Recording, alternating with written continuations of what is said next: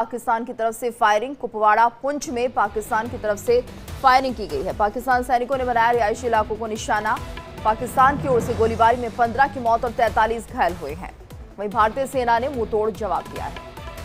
तो लगातार एलओसी पर पाकिस्तान की तरफ से फायरिंग हो रही है। एयर स्ट्राइक के बाद से सीमा पर तनाव की स्थिति बनी हुई है। कुपवाड़ा पुंछ में पाकिस्तान की तरफ से फायरिंग हुई है। पाक सैनिकों ने यहां पर रिहायशी इलाकों का निशाना बनाया है। तो भारत की तरफ से एयर स्ट्राइक करने के बाद पाकिस्तान में बौखलाहट इस कदर बढ़ गई है कि लगातार एलओसी पर पाकिस्तान फायरिंग कर रहा है। कुपवाड़ा और पुंछ में पाकिस्तान की तरफ से अब की फायरिंग हुई है और यहां पर इस बार पाकिस्तान की तरफ से रिहायशी इलाकों को टारगेट किया गया है और यहां पर 15 लोगों की इस गोलीबारी में जान जाने की खबर सामने आ रही है। 43 लोग घायल बताए जा रहे हैं। भारतीय सेना हालांकि लगातार मुंहतोड़ जवाब दे रही है। ऑपरेशन सिंदूर के बाद पाकिस्तान ने दूसरी रात भी एलओसी पर गोलीबारी की है। आतंकी ठिकानों पर एयर स्ट्राइक के बाद पाकिस्तान की तरफ से लगातार गोलीबारी की जा रही है। पाकिस्तान में बौखलाहट इन दिनों बनी हुई है और पाकिस्तान को डर है कि आगे भी किसी तरीके का वहां पर हमला हो सकता है और इसे देखते हुए पाकिस्तान एलओसी पर लगातार फायरिंग कर रहा है।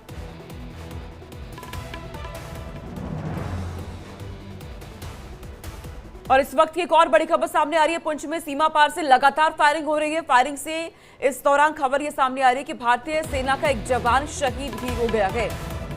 पहले एलओसी पर लगातार यहां पर सीजफायर का उल्लंघन हो रहा है। पाकिस्तान की तरफ से सीजफायर का उल्लंघन किया जा रहा है और पुंछ में सीमा पार से लगातार फायरिंग हो रही है। तो फायरिंग में भारतीय सेना का एक जवान शहीद हुआ है। ये बड़ी खबर। पाकिस्तान सैनिकों ने रिहायशी इलाकों को भी निशाना बनाया है। तो लगातार पाकिस्तान अपनी नापाक हरकत करता हुआ दिखाई दे रहा है। पुंछ में सीमा पार से लगातार फायरिंग कर रहा है पाकिस्तान और यहाँ पर जो रिहायशी इलाके हैं उन्हें निशाना बनाया गया है और ऐसे में पाकिस्तान की नापाक हरकत साफ देखी जा सकती है। तो पिछले 12-13 दिनों से सीजफायर का उल्लंघन किया जा रहा है एलओसी पर और अभी भी ये कायराना हरकत रुकी नहीं है। इसमें भारतीय सेना का एक जवान शहीद हो गया है। और इस खबर पे हमारे साथ हमारे सहयोगी जुड़ रहे हैं। रमन सैनी हमारे साथ जुड़ रहे हैं जम्मू कश्मीर से, नासिर खान श्रीनगर से और वहीं वाराणसी से संतोष ओझा हमारे साथ जुड़ रहे हैं। रमन, मैं सबसे पहले आप ही का रुख कर रही हूँ। दूसरी रात में हम देख रहे हैं एलओसी पर पाकिस्तान की तरफ से फायरिंग हुई है। भारत की तरफ से एयर स्ट्राइक करने के बाद भी अब इससे ये समझा जाए कि पाकिस्तान अभी किसी भी हद तक जाने की कोशिश में लगा हुआ है। सोनिका, बिल्कुल देखिए, जिस तरीके से भारत की तरफ से एयर स्ट्राइक की गई है और उनके 9 आतंकी ठिकानों को पूरी तरीके से ध्वस्त कर दिया गया है। पाकिस्तान को इस बात की कानो कान खबर नहीं लगी और भारतीय सेना, भारतीय वायुसेना ने मिलकर जो है इस ऑपरेशन को अंजाम दिया और जो पहलगांव आतंकी हमला था उसका पूरा बदला जो है वो जो पूरा देश मांग रहा था वो उनको सर्व किया। इसके बाद पाकिस्तान के अंदर बौखलाहट इतनी ज़्यादा है, डर का माहौल इतना ज़्यादा था कि पाकिस्तान की सेना के जो तोपों का मुँह है वो रिहायशी इलाकों की तरफ पाकिस्तान ने खोल दिया और कल हम ये कह सकते हैं कि परसों रात से ही लगातार युद्ध विराम का उल्लंघन करते हुए बड़े हथियारों का इस्तेमाल पाकिस्तान की तरफ से किया जा रहा था। 120 mm की मोटार शेल जो आर्टिलरी शेलिंग में आते हैं उनका इस्तेमाल करते हुए रिहायशी इलाकों को हमला जो है निशाना बनाया गया। पहली बार 1971 के बाद पुंछ का जो शहर है उसे निशाना बनाया गया जहाँ पर 3 से 4 लोगों की जान गई है। उसके साथ साथ में राजौरी, नौशहरा के इलाके को निशाना बनाया गया।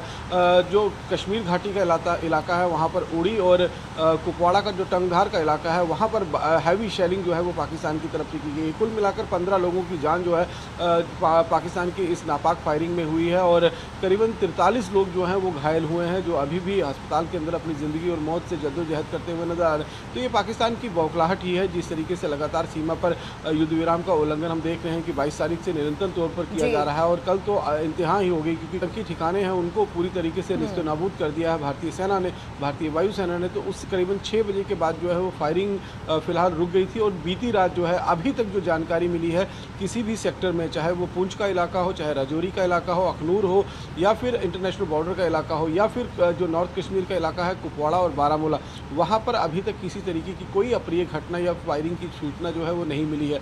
हो सकता है कि पाकिस्तान को ये लगता हो कि अभी भारतीय सेना जो है वह पूरी तरीके से अलर्ट मोड में है क्योंकि भारतीय सेना ने अपने जितने भी गाँव बॉर्डर के साथ लगते हुए हैं उनको फिलहाल खाली करवा दिया है क्योंकि ये अंदेशा जताया जा रहा था कि पाकिस्तान अपनी करतूतों से बाज नहीं आएगा और कहीं ना कहीं पूरे जम्मू कश्मीर को हाई अलर्ट पर रखा गया है। साथ साथ में पंजाब के साथ लगता हुआ जो इलाका है जहां पर यही स्थिति जो है वो बनी हुई है। बीती पूरी रात जो है वो सायरन बजते रहे हैं लोगों को अलर्ट रहने के लिए। इलाके हैं उनको उन रिहायशी इलाकों को खाली कराया जा रहा है। हमारे साथ संतोष ओझा भी जुड़े हैं वाराणसी से। संतोष, आपसे हम समझना चाहेंगे फिलहाल किस तरह से यहाँ पर माहौल दिख रहा है, और जिस तरह से हम देख रहे हैं कि पाकिस्तान लगातार LOC पर फायरिंग कर रहा है, सीज फायर का उल्लंघन हो रहा है, और ऐसे में भारत को अब और ज्यादा सावधान रहना होगा क्योंकि पाकिस्तान भी सही समय का इंतजार कर रहा है, ऐसा वो बोल रहा है। देखिए, बात यदि बनारस की करें तो साफ सी बात है कि लोगों में एक तरफ जहां खुशी है वहीं लोग फिर से अटैक करने की बात कर रहे हैं। ये तौर पे ये जो कार्रवाई है वो आगे चलेगी और जो आतंक का ये दंश है, ये दंश को रोका जाएगा। जी बिल्कुल। और ये देखिए, जिस तरह से रमन हम लगातार ये देख रहे हैं कि सीज फायर का उल्लंघन तो हो ही रहा है, लेकिन यहाँ पर एक गुरुद्वारे को भी पाकिस्तान ने निशाना बनाया। तो यहाँ पर जहाँ भारत की कार्रवाई होती है आतंकियों के खिलाफ, वहीं पाकिस्तान जो आम नागरिक हैं उन्हें निशाना बना रहा है। जबकि भारत ने जब एयर स्ट्राइक की तो ये ध्यान रखा गया कि किसी भी पाकिस्तानी नागरिक को नुकसान ना हो। और वहीं दूसरी तरफ देखिए पाकिस्तान की हरकत। मैंने आपको बताया कि जब भारत की तरफ से एयर स्ट्राइक को अंजाम दिया गया उसके बाद पाकिस्तान इतना बौखला गया कि सीधे तौर पर रिहायशी इलाकों को निशाना बनाना शुरू कर दिया और मंदिर को, गुरुद्वारों को, हॉस्पिटल्स को, उसके साथ साथ में बस स्टैंड और जो रिहायशी इलाके हैं जहां पर लोगों के सिविलियन घर हैं उनको पूरी तरीके से निशाना बनाया गया। कल पुंछ में जो है वो भारी भरकम हथियारों के साथ गोलाबारी पाकिस्तान की तरफ से की गई है और सन 1971 के बाद पुंछ शहर के अंदर जो है वो गोले गिरे हैं। तो आप इससे अंदाज़ा लगा सकते हैं कि बौखलाहट पाकिस्तान के किस तरीके से कल जिस तरीके से पुंछ का जो गुरुद्वारा है उसको सीधे तौर पर पाकिस्तान की तरफ से निशाना बनाया गया, जहां पर 3 से 4 लोगों की जान जाने की खबर जो है वो मिल रही है। और इससे आप अंदाज़ा लग सकते हैं कि पाकिस्तान की बौखलाहट जो है वो अभी ख़त्म नहीं हुई है, ये अभी आने वाले दिनों में और बढ़ सकती है। इसीलिए भारतीय सेना ने जो है वो पूरी तरीके से चेतावनी दी है कि अगर पाकिस्तान ने इसके बाद दोबारा कोई भी मिस एडवेंचर करने की कोशिश की तो उनका पूरा सर्वनाश जो है वो निश्चित रूप में तय हो जाएगा। भारत की सेना ने अगर देखें तो कुल मिलाकर जो भारतीय इंटेलिजेंस एजेंसीज हैं उन्होंने 25 टारगेट को जो है उसके कोऑर्डिनेट्स इकट्ठे किए थे जो POK और पाकिस्तान के अंदर मौजूद थे, लेकिन उनमें से जो सबसे खतरनाक 9 टारगेट्स थे उनको फिलहाल पहले फेज़ में जो है वो चुना गया। और आगे अगर पाकिस्तान की तरफ से इस तरह की नापाक हरकतें जारी रहीं तो आप समझिए कि जो 16 टारगेट जो बचे हुए हैं उनको भी भारतीय सेना की तरफ से निशाना बनाया जा सकता है। हालांकि भारतीय सेना ने जो है वो पूरी तरीके से रिस्ट्रेन अब बरतने की कोशिश जो है वो की जा रही है, लेकिन चौकसी जो है उसमें भी किसी भी तरीके से ढिलाई नहीं दी गई है। कल हमने देखा कि ठीक है, सुरक्षा को लेकर किसी भी तरीके से कोताही नहीं बरती जा रही है। आपके पास रमन में लौटती हूँ। नासिर खान श्रीनगर से हमारे साथ जुड़ चुके हैं। नासिर, क्योंकि लगातार जम्मू कश्मीर में हर किसी की नजरें बनी हुई है कि वहां की तस्वीरें क्या है, वहां पे माहौल कैसा है, लोग क्या कह रहे हैं, सुबह का ये वक्त है, इस वक्त की वहां पे सिचुएशन क्या बनी, क्योंकि लगातार LOC पे हम देख रहे हैं फायरिंग हो रही है। जी देखिए, श्रीनगर की अगर बात करें तो श्रीनगर की तस्वीरें हमें कल से अपने दर्शकों को दिखाई और यहाँ के लोगों का भी क्या कहना है वो भी तस्वीरें हमने दिखाई। और कुल मिला के अगर देखा जो बॉर्डर एरियाज है, जो LOC के करीब एरियाज पड़ते हैं, चाहे कुपवाड़ा की बात करें, बारामूला की बात करें, उड़ी की बात करें या टंगडार की बात करें, वहां पे अभी सूरत हाल जो है वो पुरताना बनी हुई, क्योंकि कल पाकिस्तान ने जब वायुसेना ने पाकिस्तान के आतंकी हेडक्वार्टर्स को ध्वस्त किया, उसके बाद पाकिस्तान की फ्रस्ट्रेशन जो है वो हमें देखने को मिली जब उन्होंने सिविलियंस इलाकों को निशाना बनाया, सिविलियन मकानों के जो है उनको वहां पे निशाना बनाया गया।